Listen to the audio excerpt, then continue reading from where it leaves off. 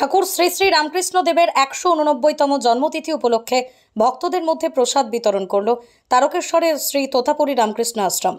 সকালে মঙ্গল আরতি, বেদপাঠ এবং বিশেষ পুজো পাঠের পর আশ্রমের সামনেই পথচলতি মানুষদের হাতে প্রসাদ তুলে দেওয়া হয়।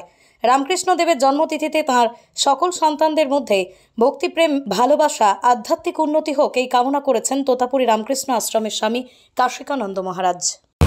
আজ শ্রী রামকৃষ্ণ দেবের জন্মতিথি উৎসব আমরা তোতাপুরী রামকৃষ্ণ আশ্রমে পালন করছি।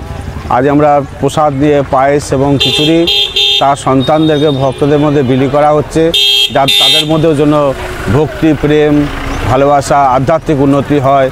এই শ্রীরামকৃষ্ণদেব পরব্রহ্ম, তার অমৃত প্রসাদ সবাই পাবে, সবাই আনন্দ করবে, এই আমাদের প্রার্থনা। সবাই ভালো থাকুক, সকলকে শুভেচ্ছা জানিয়ে জয় রামকৃষ্ণ, জয় মা। তারকেশ্বরের সর্বপ্রথম মডিউলার ওটি-যুক্ত hospital Tarakeswar Apollo multi speciality hospital. যোগাযোগ নাম্বার 03212276400 অথবা 9474147604।